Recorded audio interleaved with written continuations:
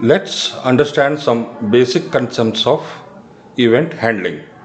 So one important category of use of JavaScript for web programming is actually to detect certain activities of the browser and the browser user and provide computation when these activities occur. So these computations are specified using a special form of programming called event-driven programming. In event-driven programming, parts of the programs are executed at completely unpredictable times, often triggered by user interactions with the executing program. Yeah. So now let's understand what is an event.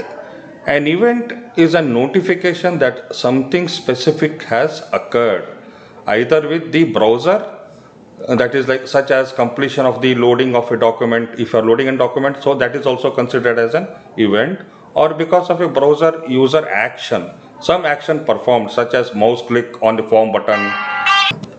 So strictly speaking, an event is an object that is implicitly created by the browser and the JavaScript system in response to something happening. So next we need to see what is an event handler. So an event handler is a script that is implicitly executed in response to the appearance of an event. So event handler enable a web document to be responsive to browser and user activities. So now let's see some events, attributes and tags. Over here you see there is a list of events and their tags. So there is something called as blur, change. So any change that triggered when event is triggered, click, double click, focus, key down, key press. So there are various events. So in programmatically we'll see few of them. That is, we'll select some few of this and see in the example. So now let's see how to handle an event from body element. So let's start the program with index.html.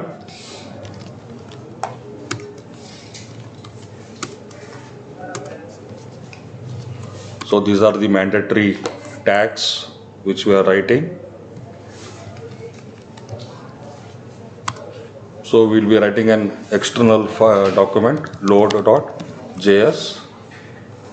We will write a function there. That function will call in our HTML. You see that function is just we are loading and greeting as an alert message. I just want to give an alert as hello user. Now we'll see in the HTML.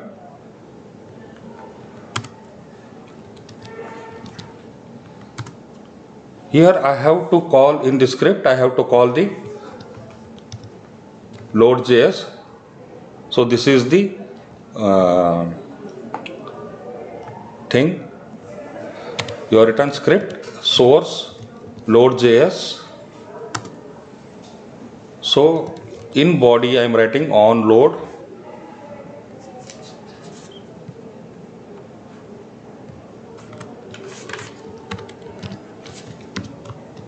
So the function is load greeting.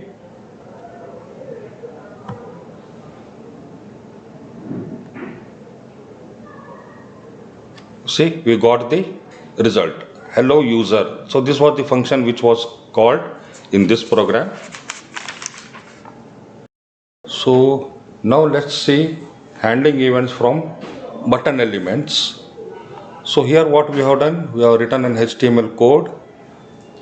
Then we have written an in script I have written an external identify plain.js which will be written in another document. So I have taken input which is type of radio, that is radio button. So the name we have given as plain, the value is plain1. So here is the event on click. I have to call that function identify plain which is written in another document. This is the function identify plain where we have used switch statement. Just if I pass on the argument as plain, that particular case will be called, as you have seen in C, C++ or any other programming language, how my switch statement works. Now coming back to the program, you see we have taken three inputs. You see, you can see them.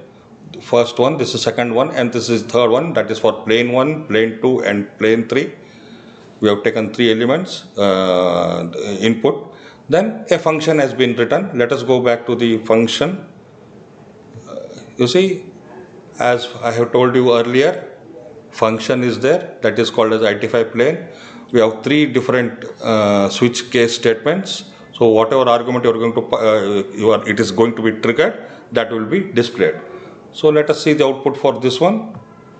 You see, now here if I go for plane 1, you see you have selected plane 1.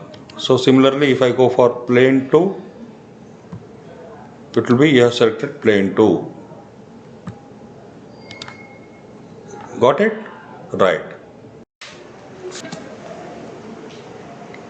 So now let's see the event we can handle from text box. So let us see the code. The HTML code is over here. You can see we are taking jacket as an thing with an price for it. So my main thing over here is that I want to create a button, and the amount which has been displayed there, which cannot be changed after clicking it. You see, so that we are using on focus as an event and blur as a function for that function or method, whatever you call it. So once it gets displayed, you can't change it. So this is how we are going to do it. First let us see the execution of it and come back to the program. You see, so whatever I am going to add to the cart, you see now I am trying to change it. As I have used that function on blur, I cannot change it. So this is what we wanted to show for you. Let us go back to the code.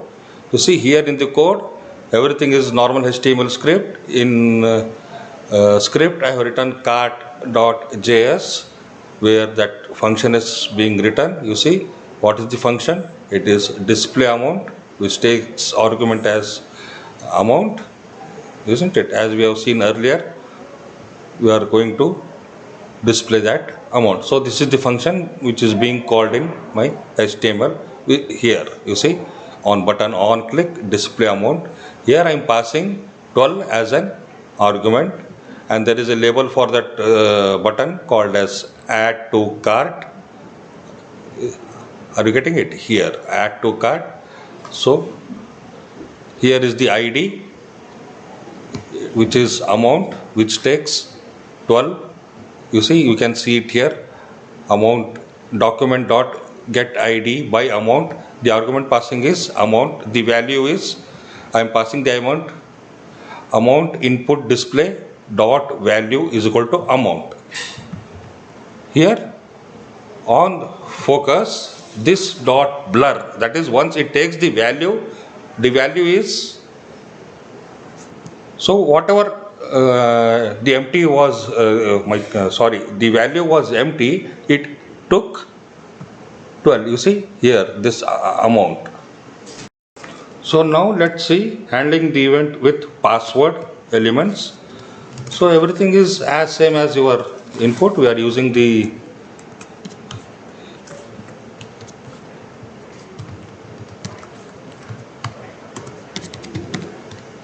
input tag here. The only thing is that the type, whatever I am writing, it is password.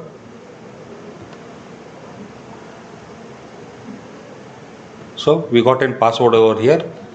So by default it is star. I can set it to anything, but here by default it takes a star.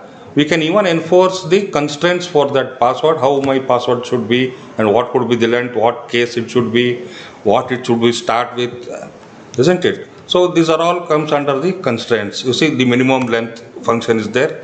I am putting minimum length as 3. So if I try to pass any password as more than less than 2.